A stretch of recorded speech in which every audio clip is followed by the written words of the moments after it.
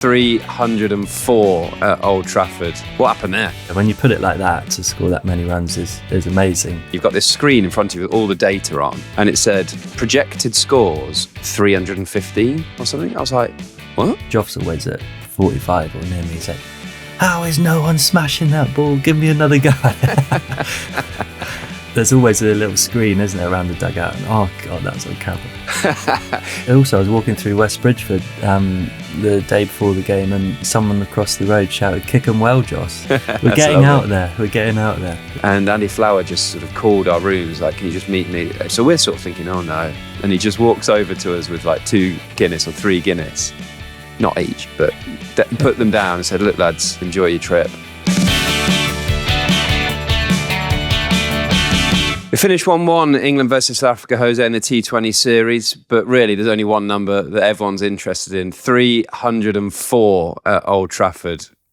What happened there? It's outrageous. I never ever thought I'd see the day 300 got scored, and India got 297 not long after I'd, I think, been asked in an interview, sort of, will anyone ever break 300, and saying no. So I was very quickly nearly proved wrong. And to be in the team that has done it was just absolutely extraordinary. I think it's actually talking to Mark Saxby, the masseuse, about how days like that happen. Like, you don't go to the ground with any sort of feeling, right, we're going to try and score 300 today, or, you know, any special sort of feelings that this could be the day that something like that happens. And also, especially at like Old Trafford, not always like a really good batting wicket, but a decent sized ground. And, you know, so if it's somewhere like Bangalore or Hyderabad, you think maybe there's more of a chance of something like that happening. But yeah, when Phil Salt, you know, got off to such a flyer, that first over, he always comes out with incredible intent. I think it's one of his super strengths, is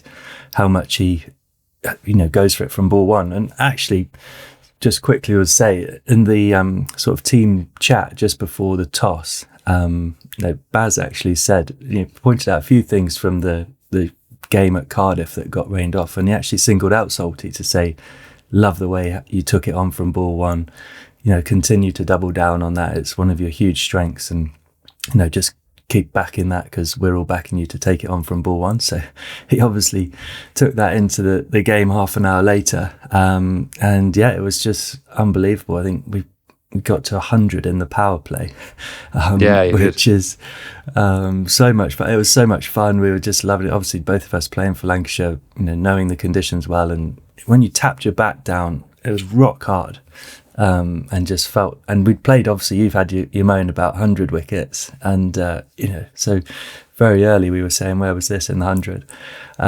Because that was, it had that almost that perfect amount of bounce that batters love, you know, that you could get under it, you could hit the ball for 6. It wasn't sort of stoppy and slow, but it didn't look like, I was on commentary in the pod, it didn't look like you guys were talking loads. You weren't having to say, oh, the pitch is doing this ball's doing that. You were just looking at each other, really, tapping gloves and let's go.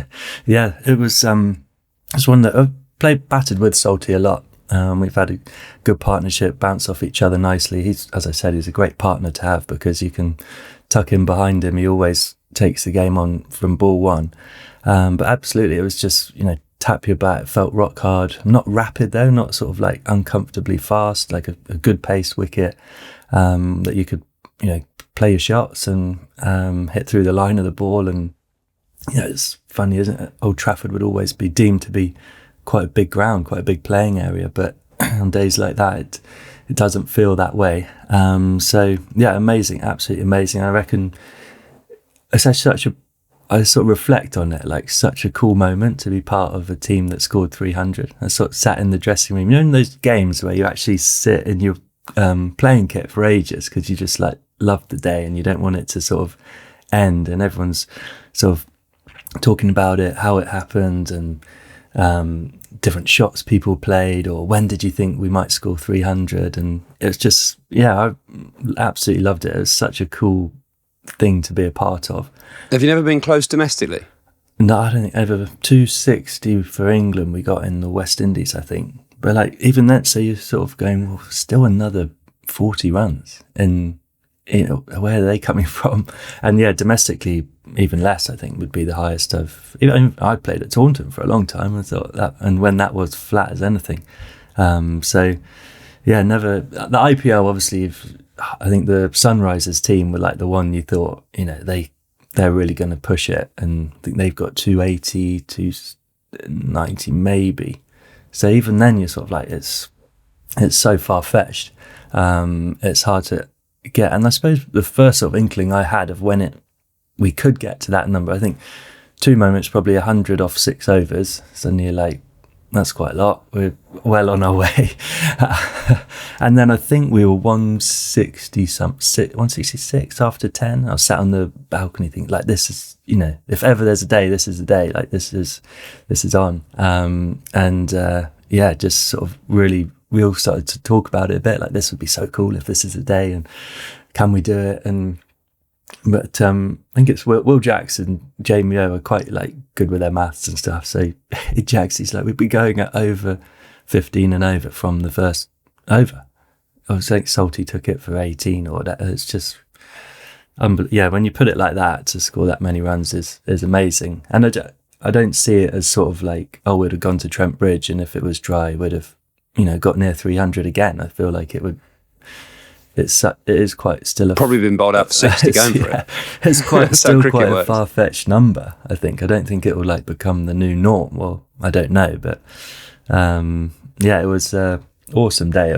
Great to be involved in, and I think this team, like for Harry Brook and McCullum, some guys we've spoke about. Obviously, we listened to Baz on our pod about how he wants to develop a team and the connectivity that he wants, and you can really feel performances like that really bring the team even closer together, because you then all belong to that sort of performance, and you meet up in a week or two, and how about that 300? It's sort of one of those moments that I think is quite big for a side, because it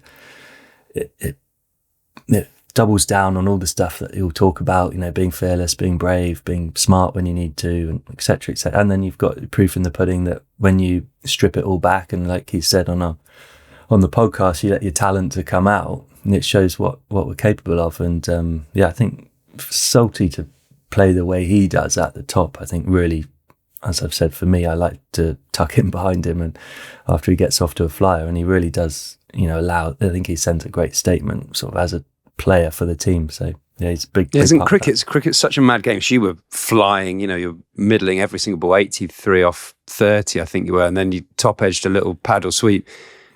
You looked devastated when you got out, because it's such a crazy game. You've just played an incredible knock. You're so close to 100, but also you're probably walking off thinking, could have got 160 there as well. It was one of those.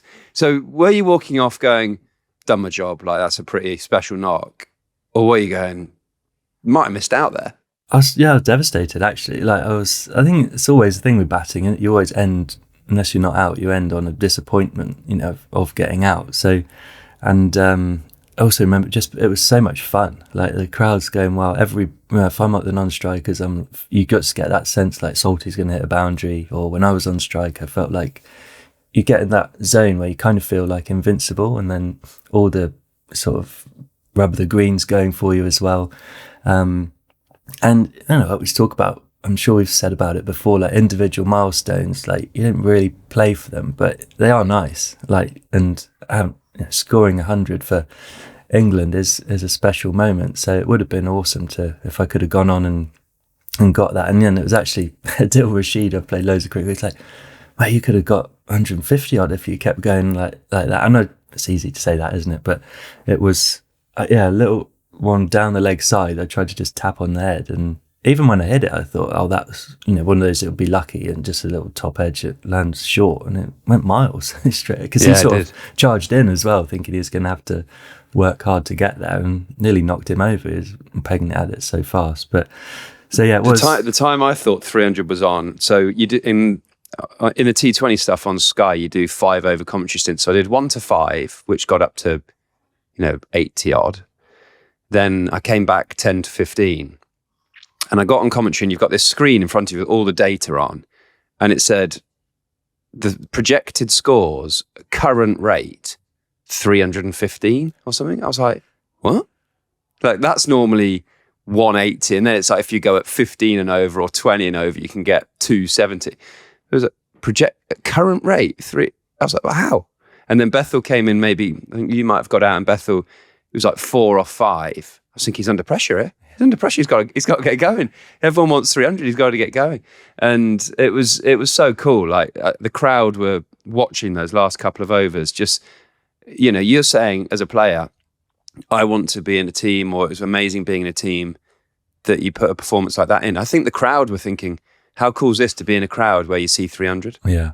There was definitely that anticipation and the cheer and emotion when England finally got there. As I got on commentary at like 10 overs, Baz had come down to give a message to Brookie, I think, in the dugout, and Baz was sat in the change room, and he just leant into the pod and went, nipping around a bit out there, isn't it?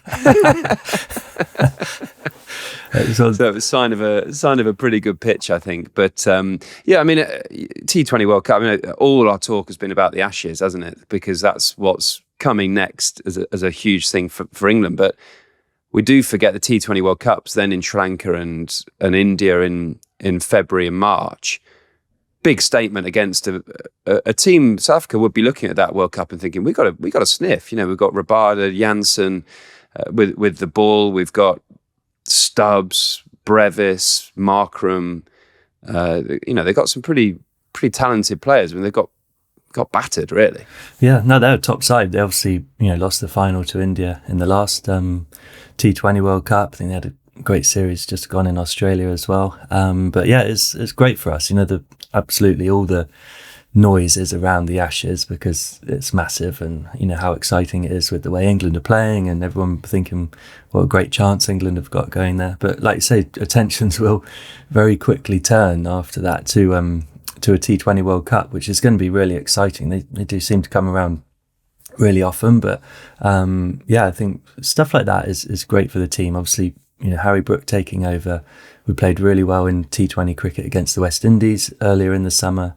Obviously the shortened game in Cardiff, which was, you know, toss of a coin, really could have gone either way, but then to put in another great performance at Old Trafford. So it just feels like everything's going in the right direction, just building nicely. Obviously Sam Curran back into the team, another one of those all-rounders who I thought he was so effective. It was quite cool, wasn't he? He took a wicket with his first ball back and hit a 6. You know, a bit broad-like when he finished his Test career. So, but yeah, it was nice. And just have to mention as well, the last ball I ever thought he would bowl on his like return to international cricket would be a 50-mile-an-hour lollipop. His moonball, which is quite cool. Good for him. But he only decided halfway through his run-up. You know. Oh, really? Is that what he said? I chatted to him at Old Trafford. I said, "What?" Because you know we had him on the pod and talked about this sort of moonball and where it's come from, how much he practiced it. I said, "When did you decide to bowl first ball back for England for a year or so?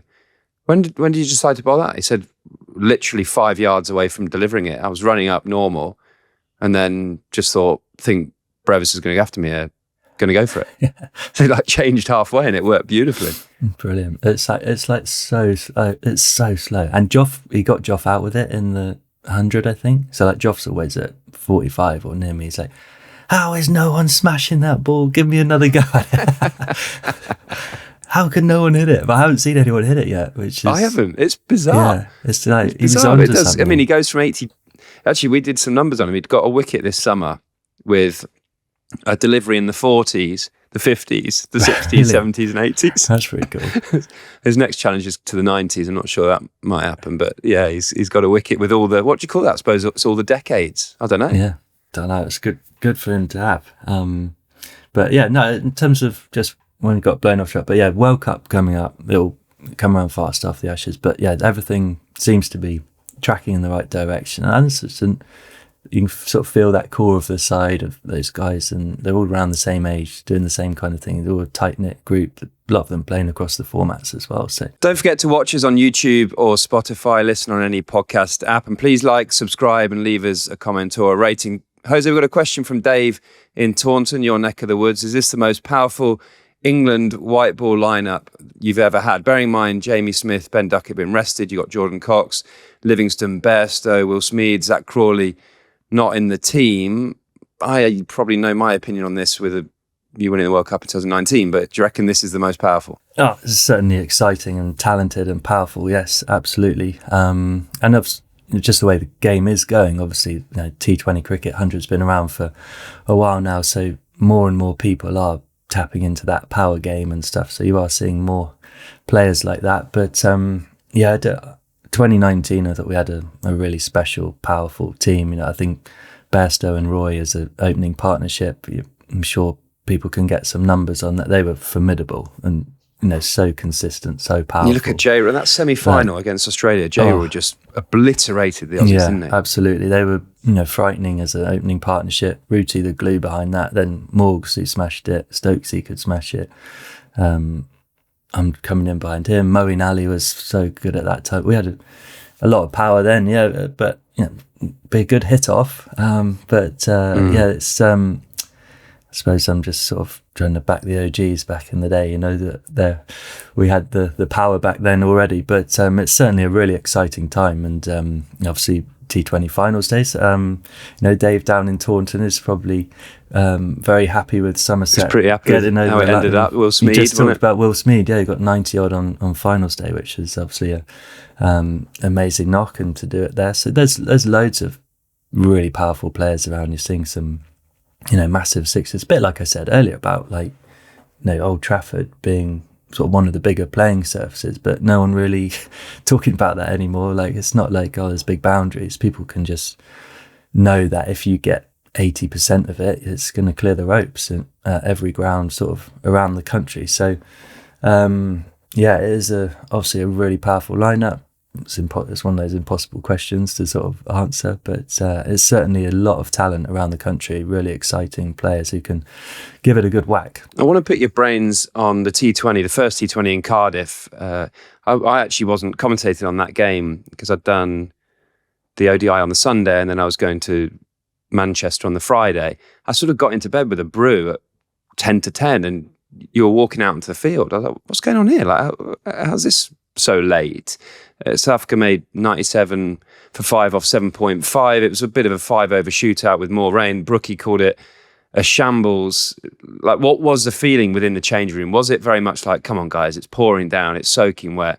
Or was it, come on, let's have a 5-over game? But 5 overs really is a flick of a coin, isn't it? Yeah, it is. It's just a shame, the weather is the weather, but then the playing conditions are as they are. And if you can get a minimum of 5 overs, you can get a game. It was very wet, but I don't know, there's a lot of people in the ground and they got to see, obviously initially it was going to be 9 overs or 10 overs game, which a few of us have played in the T10, so it's sort of like, it's like come in handy, knowing how to play a 10 over game. But it's just different, isn't it? It's just unique. It was just one of those games that it does feel a bit of a toss of a coin. I think when their innings got curtailed and then it was down to 5, that felt like a lot of runs. And then I think South Africa could bowl, 2 bowlers could bowl 2 overs and stuff. So you obviously pick your team when you name your side, knowing that you've got to have 5 bowlers, a minimum of 5 bowlers. So then I suppose down in the 5-over game was sort of a bit like, how could someone bowl? You only need to use 3 bowlers now. So that was a bit confusing, I guess. But it was a bit of a unique game. It was a toss of the coin. It was something that we didn't sort of really linger on for very long. It was just that was, obviously Brookie saying it's a shambles, or it's just what it was. It was just the way the weather happened, the timing, they could get us on the field to play. And I suppose people saw some cricket, which, was a good thing, really. You have some games where you're devastated to lose and you feel like you sort of let everyone down, but games like that you can't judge them too much. Not like you can have team meetings about, we could have done that better, because they're so rare. I think in all your career, how many 5-over games have you played? Yeah, exactly, hardly any. But it's and you can see South Africa won the game, but I think walking off they probably knew it wasn't one of those hard fought victories that was so fulfilling, and we would have felt the same if we won. My only sort of, you're always looking for something, aren't you? My only thought was throw it forward to a World Cup and you get bad weather, maybe it will you might end up in a group game that you must win and it turns into a 5-over game or a 7-over game or a semi-final, like it's bad weather. So that was my only thing. Like, actually, you've sort of been exposed to it, and we call it a shambles. We may never play in another one again, but if we do, actually, there might be a couple of things that you go, I remember from last time, this could come in handy or something. Do you think 5 should be? Do you think it should be a minimum of 10? Really, or do you think 5 gives you the cricket? And ultimately, yeah, you're right. World Cup. If you were in the situation that you had to win a game and you needed the points, last group game or whatever, and the rules were it's 10 overs, not 5, you'd be gutted, wouldn't you? You'd be like, get us out there. Yeah. It's, I don't know. It's so hard, isn't it, to know? I think everyone sort of assumed that T20 to start with was almost too short for the best team to win. It's still one player can take it away. 10 overs becomes even more. That 5 is, like you say, a bit of potluck. But you have to have obviously some kind of, if you said no, it has to be 20 overs, then for the ground and for if you got a couple of showers or something, it's like you have to call the game off, and then 10 minutes later it's cracking flags. So I don't know, to be honest. I'm not sure what we should do, but we did ask our Instagram account for some alternative ways to settle a rain hit T20. Gareth Duck said rock, paper, scissors, best of 11. Jimmy Owen says if it goes under 10 overs, each captain should go head to head at a game of you laugh, you're out. Yeah, try and think. I'd quite like that to be live on Sky as well, just live on the telly. Who'd be a good captain for that? Morgs would be great, wouldn't he? Morgs, just no emotion. Absolute deadpan. He would win the World Cup every time with him doing that. And then Hello Callie has said we could also make it more fun by randomising the bowling and batting order, or drop the names into a randomizer and get the computer to choose who opens the batting and who opens the bowling. So, not sure anyone needs to see you with a brand new ball in your hand. I certainly don't need that either. Any of those? Any other ideas? Awkward handshake competition, something like that. That would be good. A little awkward handshake comp, wouldn't it? Just see who I'm going to bring that up first, actually, because Eagle-Eyed Broad did notice at the end of that rain hit game there was a bit of an awkward interaction between me and Jacob. What happened? Do you know, he's a young lad. He's 21. I thought he would be that kind of guy, but I'm more of that kind of man. He went old school. He actually, I think, out of respect, went for, I'll go for the traditional, and I tried to fit in with the youngster. And it was just a little bit messy, and it actually was one of those it happened. I was like, oh no, that was, and then there's always a little screen, isn't there, around the dugout, and oh god, that was on camera. And it was you ended up just grabbing his thumb, really, didn't you, on top? How many times have you watched it, slow-moed it, zoomed in? I had to get the right angle for sure. You had the right pace of play. It was one of those moments has it just happened? Is it? Yeah, it's done him. He's done him. Yeah. So. But yeah, I think now people are going to, I reckon, because we've talked about the awkward handshake, I think people are going to be more awkward around you at the end of games, not sure which way it's going. So, and I actually think that's going to create more awkwardness, which is wonderful. That's what we're here for. We're actually getting viewers and listeners sending us awkward handshakes. So we're not missing a beat. We're seeing them all. Yeah. No one can get away with awkward handshakes around the world we are seeing.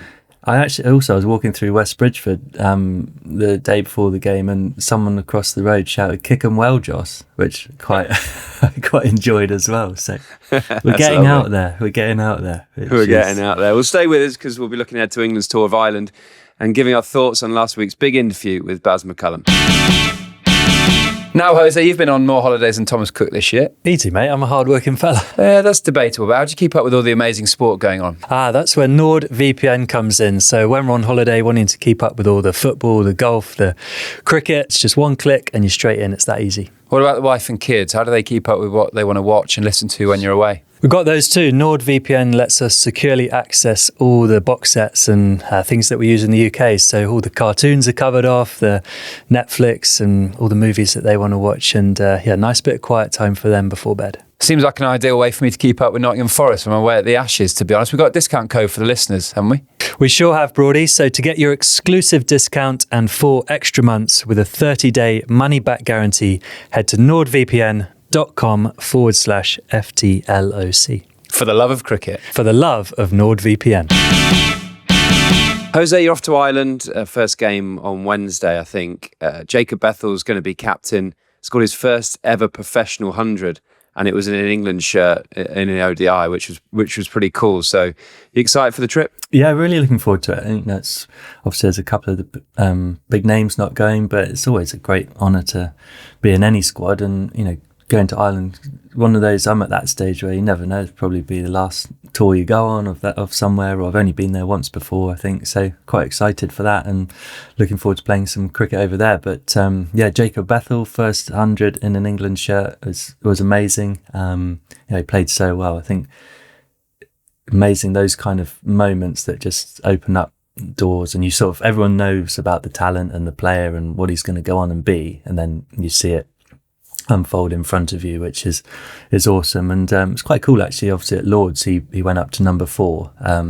Baz and Broady were talking about just putting a left-hander up because South Africa had 2 left-arm spinners in that game, so left hand right hand could be advantageous, and Bethel went up and obviously played brilliantly in that one. And I actually went to put my pads on when who got out the first wicket, because I usually at number 5, and then obviously Beth was padding up, so I was like, oh right, perfect, you're still at number 4 again. He's like, yeah, I'm number 4. So, and then obviously went out and scored a brilliant 100, and I'm sure you've seen that picture of Rooty with him 10 years ago or something, and then they score 100. Because their dads played together, didn't That's they? right, yeah. So 10 years later, scoring 100 with him in the middle at the Rose Bowl, which is quite amazing. But yeah, I think he just he's done what we all know he's capable of. He looks so assured. He's very planned. He's very prepared.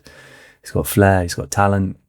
And yeah, he played great. So, isn't it? It's a huge moment for a player as well, because he knows that he can do it. You always need that moment, though, don't you? To just say, Definitely. Yes, I belong. Yes, I've not necessarily proved it to everyone else. You've proved it to yourself. And also, when you come back in the dressing room, having got your 100, and just the way people look at you and how pleased they are for you and how much it means to you. So massive moment for him, and a great one to go into your captaincy sort of with, I suppose. You've got the confidence of the way you're playing great cricket.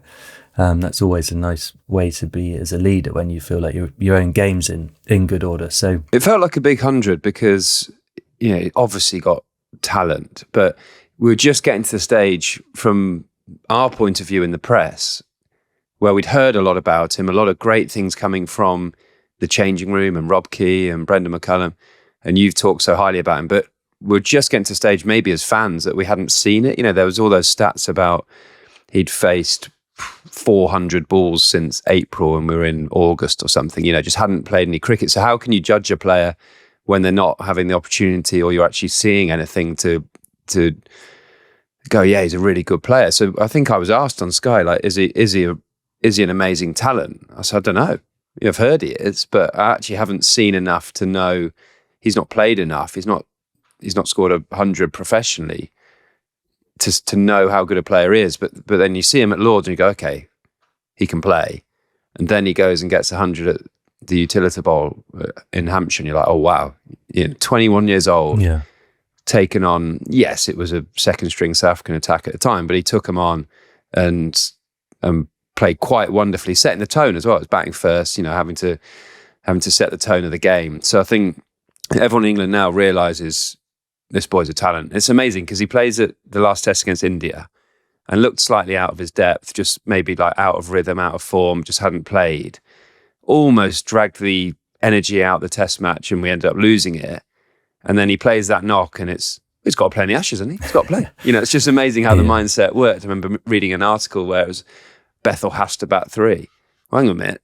4 weeks ago everyone was saying, oh, he can't play in the Ashes, So it's amazing what a performance can do. And for him now, he'll be full of confidence and he'll just want to keep playing, won't he? It's one of them. Now he's scored some runs. He'll just want to keep facing balls, keep in a rhythm, go to New Zealand, score runs, and then put some pressure on whoever it would be in that batting lineup to get in for the Ashes. Yeah, that's it exactly. He just hadn't played just because he was the spare batter in that Test series, and that's the thing you have to as well. Like McCullum and Key and these guys are good at reading into the outside noise. They know what they see. They trust their judgment, and there's no doubt that Bethel was going to do the things he's doing. So that's great for him. So, and I think you talk about like talent. I remember first seeing him in the West Indies, I think, and you sort of like you watch someone bat in the nets, and within 10 balls, you're like, wow, proper player. Like it's it's not always the way actually. You sort of,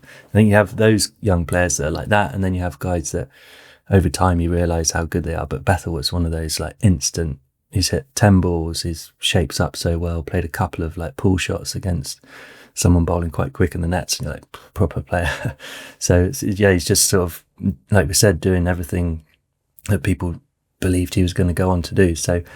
So it'd be great to be out in Ireland. Yeah. Any plans, Jose? What have you got lined up? Knowing you, I imagine. Well, actually, Morgs told me that you shot 3 over before the Old Trafford T20, which you're a really good golfer, but you're not a 3 over golfer. You're like, that's proper golf for you, isn't it?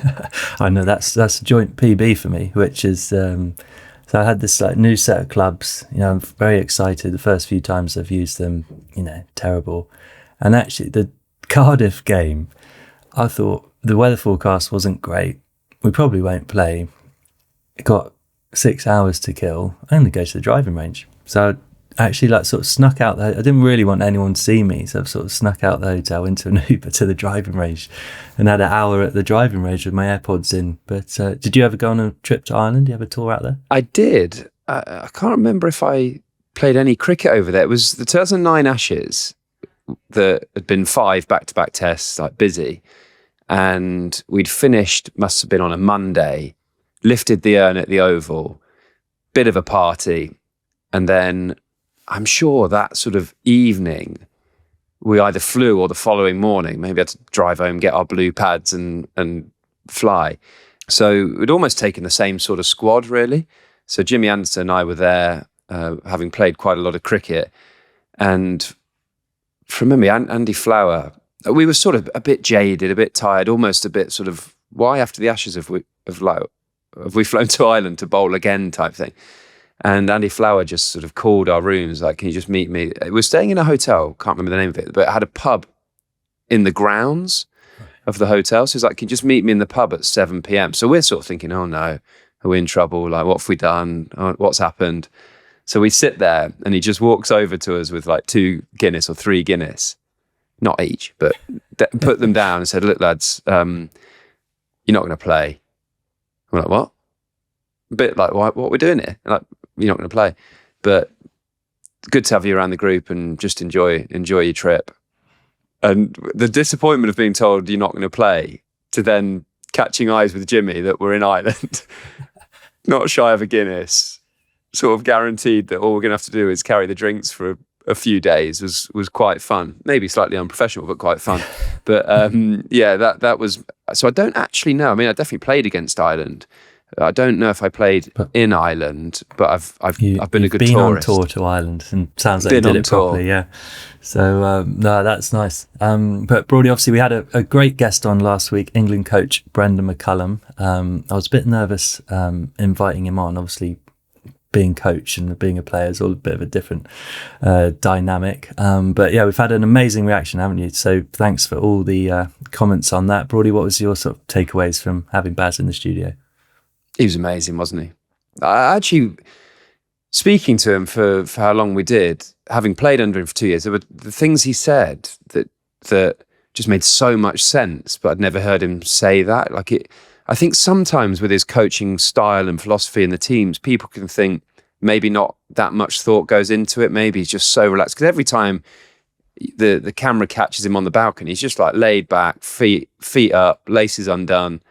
So you think, how much is going into that? But he's very sort of, what's the right word, like controlled with what he says, the direction, definitely that he has 100 meetings a day, not one big team meeting in a team room, but he's constantly working on the players, figuring out, even that salty thing that you said at Old Trafford, got out for naught at Cardiff, but calls him out in the team meeting in the huddle of, love the way you're going about it. He used to do that to Johnny Besto the whole time.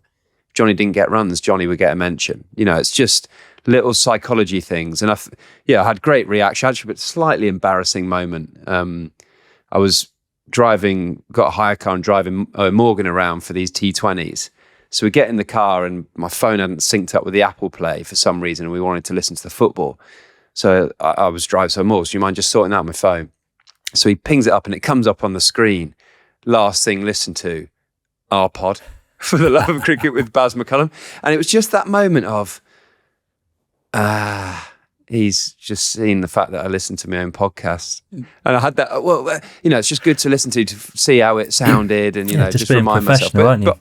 But honestly, I was just driving up to Manchester, which is, 5 hours or something. And I thought, you know what? I loved the interview. I just want to hear what he said again. And I really, really enjoyed listening to it back. We've had some wonderful feedback on it just on Spotify. After listening to that for an hour, I feel like I could win the Ashes on my own. Christ knows how anyone with talent must feel. I won't say that word. Bring on the Aussies. Yeah, nicely played. We have Sports Life 3652 on YouTube said, England are honestly so lucky to have him. One of the most down-to-earth, authentic coaches in the world of cricket. Could keep listening to him for hours. And even the Aussie great Matthew Hayden got involved, said, great interview, loved watching and playing with Baz, and now listening to his insights as coach. And I think we've also had Matthew Hayden will walk around the ground naked or something if Joe Root doesn't score 100 in Australia. So don't think, I feel a bit, not sure how you feel about that. I did see his daughter replied to that, I think, to Rooty, saying, please score 100.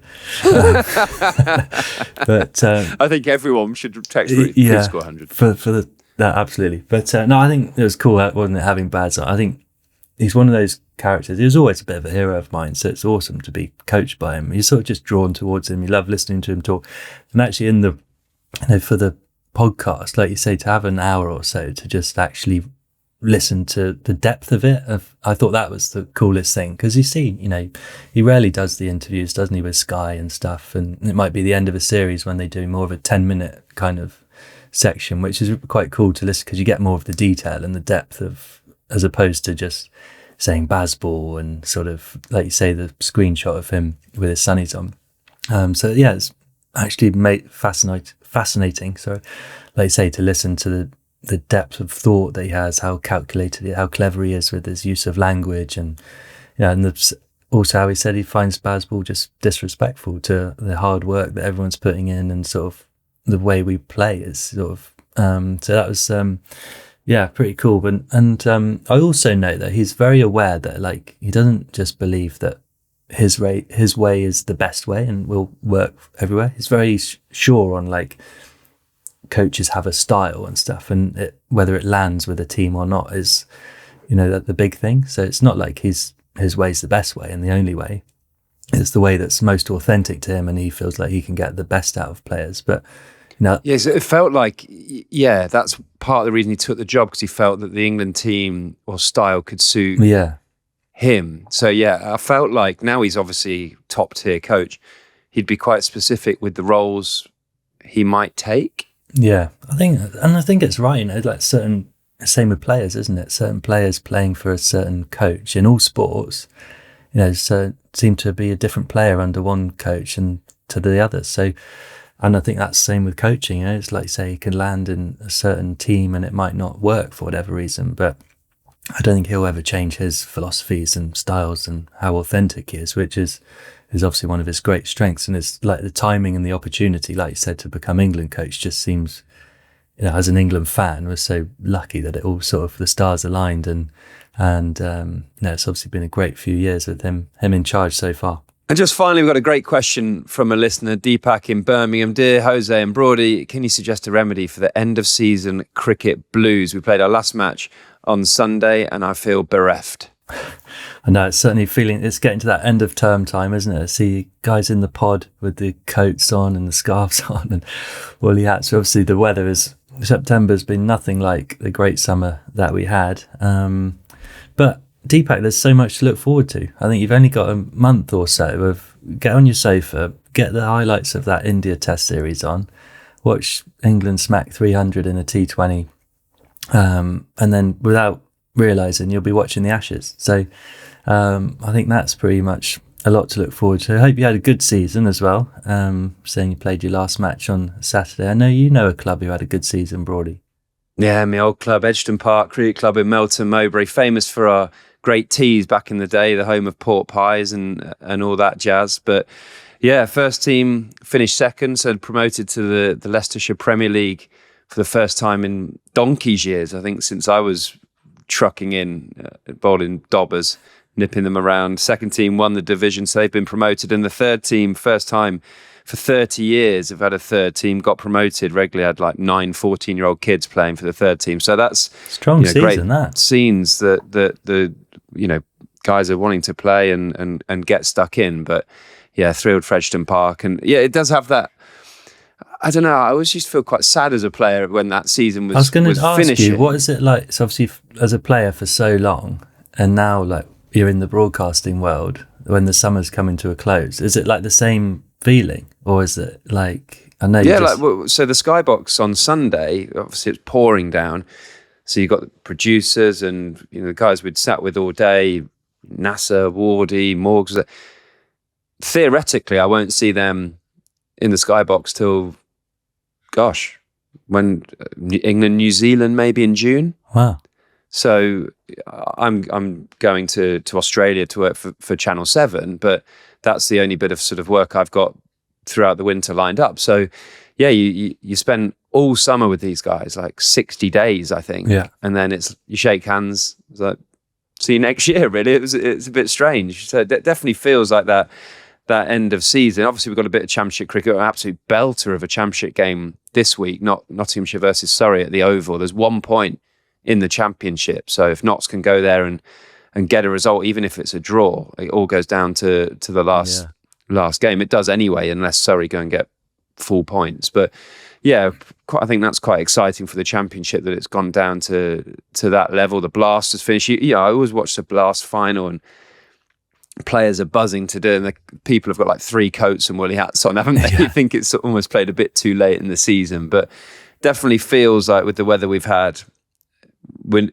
we're arriving at football season and ready to watch the cricket on the telly. Yeah, it's certainly that kind of time. But it's been a great summer, hasn't it? I think it's been obviously amazing weather, very rare that a day was lost to rain, obviously in the last little bit there has been, but I think we've been treated to a great summer of cricket. It's one I'm thoroughly enjoyed playing in and watching, and I'm sure you've loved broadcasting on. Absolutely, yeah, it's been wicked. You think highlights, England, India, one of the best series. We talked about that for ages. The 100 kicked off, 300 late in the summer, but 300 in a T20 is a huge highlight. And if Nottinghamshire could win the championship, then we can all have a big party, can't we?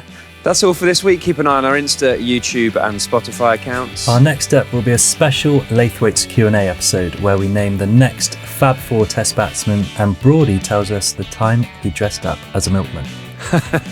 Cheers. Until then, goodbye.